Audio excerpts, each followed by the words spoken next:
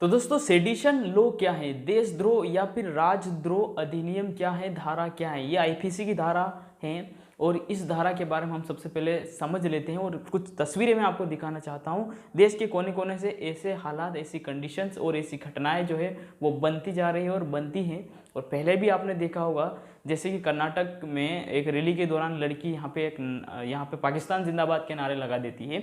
और अभी हाल ही में एक घटना उज्जैन में भी हुई है, यहाँ पे भी कुछ लोग एकत्रित होते हैं और यहाँ पर भी पाकिस्तान जिंदाबाद के नारे लगाते हैं। और इसकी पुष्टि जो है पुलिस कर चुकी है और लोगों को गिरफ्तार भी कर चुकी है। तो उन लोगों को गिरफ्तार किया है किसके अंतर्गत, आईपीसी की धारा 124A के अंतर्गत उन लोगों को गिरफ्तार किया गया है। क्या होती है ये धारा, इसका इतिहास क्या है और ये धारा कब कब लोगों पर लागू हो सकती है, इसके बारे में आप अच्छे से समझ लीजिए, एग्जाम के लिहाज से भी और जानकारी के लिहाज से भी। अगर चैनल पर आप नए हैं तो चैनल को सब्सक्राइब करना बिल्कुल ना भूलिएगा दोस्त। तो चलिए शुरू करते हैं।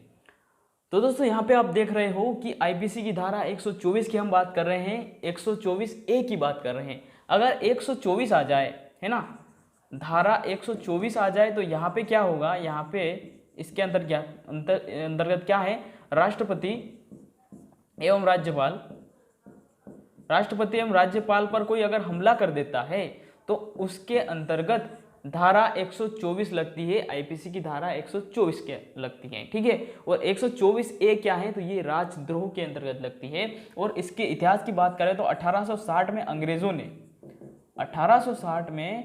अंग्रेजों द्वारा बनाया गया था ये कानून, और इसको 1870 में आईपीसी में सम्मिलित किया गया। और आईपीसी का फुल फॉर्म क्या होता है, इसका फुल फॉर्म होता है Indian penal code. Indian penal code इसका फुल फॉर्म होता है आईपीसी की, ठीक है। तो आईपीसी की धारा के अंतर्गत अब कौन कौन लोग आते, कौन कौन से अपराध आते, इसको समझ लीजिए। इसके अंतर्गत धारा लगने के क्या क्या कारण हो सकते हैं। सरकार के खिलाफ लोगों को भड़काना। अब यहाँ पे समझिए, समझने जैसी बात यहाँ पे है। अगर मैं किसी एक दूसरे व्यक्ति को सरकार के खिलाफ भड़का रहा हूँ न, उस व्यक्ति पर उसका कोई असर नहीं पड़ा, उसने कोई भी एक्शन नहीं लिया, तो ये राजद्रोह के अंतर्गत नहीं आता है। अगर मैं किसी मंच पे हूँ, ठीक है, किसी भीड़ में हूँ और वहाँ पे मैं राजद्रोह की कोई बात ऐसी कर देता हूँ, ठीक है, यानी सरकार के विरोधी कोई बात करता था। और सरकार के विरोधी क्यों, क्योंकि सरकार जो स्थापित की गई है वो विधि द्वारा स्थापित की गई है। इसलिए अगर मैं सरकार के खिलाफ लोगों को भड़काता हूं और अगर ऐसी बात करता हूं जिससे दंगे भड़क सकते हैं या फिर दंगे भड़क जाते हैं, तो फिर मेरे ऊपर आईपीसी की धारा 124A लागू होती है, ठीक है। इसके अलावा मैं सरकार की निंदा करता हूं कि सरकार ने ये काम अच्छा नहीं किया, ये अच्छा नहीं किया, तो ऐसी कंडीशन में राजद्रोह जो है वह लागू नहीं होता है। क्योंकि हमें अभिव्यक्ति का अधिकार, मौलिक अधिकार है, वो किस में है, अनुच्छेद 19 के अंतर्गत, है ना। अनुच्छेद 19 के अंतर्गत हमें अभिव्यक्ति की आज़ादी है, मौलिक अधिकार के अंतर्गत ये बात आती है। इसलिए मैं बात कह सकता हूँ, लेकिन मेरी बात से दंगे भड़क जाते हैं, अशांति फैल जाती है, या फिर मेरे से कोई व्यक्ति प्रभावित होकर वो कोई ना कोई एक्शन ले लेता है, तो यहाँ पे वो राजद्रोह के रूप में तब्दील हो जाएगा। तो दोस्तों ये बात आप समझ गए होंगे कि सरकार के खिलाफ लोगों को भड़काना, क्योंकि सरकार विधि द्वारा स्थापित है, जो कि एक पूरी तरह से कानून के दायरे के अंतर्गत आती है पूरी बात, ठीक है। राष्ट्रीय चिन्ह का अपमान अगर किया, इसके अंतर्गत तिरंगे का अपमान हो सकता है। इसके अंदर जो राष्ट्रीय चिन्ह है और सारी चीज़ें राष्ट्रीय से संबंधित हैं, उन सभी पर अगर हम अपमान करते हैं, जैसे कि बहुत सारी ऐसी घटनाएं भी आई जो तिरंगे के साथ अपमान किया गया, भीड़ ने तिरंगे को फाड़ दिया गया या ऐसी कंडीशन, तो वहाँ पे राजद्रोह लगता है ना। राष्ट्रीय पशु पक्षी जो है इनके ऊपर अत्याचार, इनकी हत्या करना भी इस कानून के अंतर्गत आता है।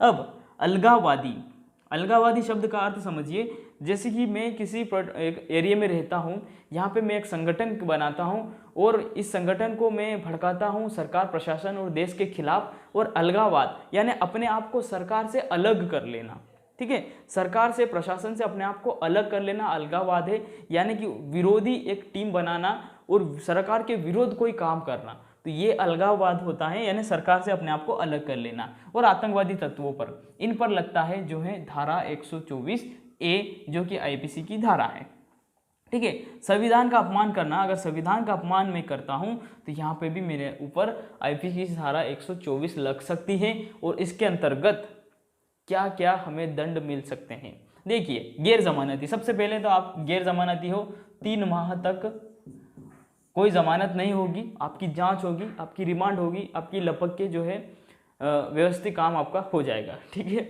तो गैर जमानती है, 3 माह तक इसमें कोई जमानत नहीं मिलने वाली है, 3 वर्ष कम से कम और ज़्यादा से ज़्यादा उम्र कैद के साथ साथ जुर्माना भी लग सकता है अगर आप इस के अंतर्गत पूरी तरह से दोषी पाए जाते हैं, ठीक है। आरोपी का उसके बाद जो आरोपी है अगर वो सजा काट के आ भी गया है, जैसे कम से कम 3 वर्ष की उसको हो गई सजा, वो बाहर आ गया, उसके बाद उसको पासपोर्ट नहीं मिलेगा, पासपोर्ट नहीं रख सकता, आरोपी सरकारी नौकरी नहीं कर सकता। तो दोस्तों ये होता है राजद्रोह और देशद्रोह का कानून, इसको आप याद रखिएगा और बहुत ही इंपॉर्टेंट हाईलाइट है किसी भी एग्जाम के लिहाज से, बहुत ही इंपॉर्टेंट ये बन सकता है यहाँ पे क्वेश्चन। तो इस चीज़ को आप ध्यान रखिएगा कि इन ऐसी कंडीशन में जो है ये मुकदमा लागू होता है, यह कानून आपके ऊपर लागू हो सकता है। तो दोस्तों आशा करता हूँ बात आप अच्छे से समझ गए होंगे। मिलते हैं अगले वीडियो में, इसी प्रकार एक विशेष सूचना लेकर मैं आपके सामने उपस्थित जरूर आऊँगा।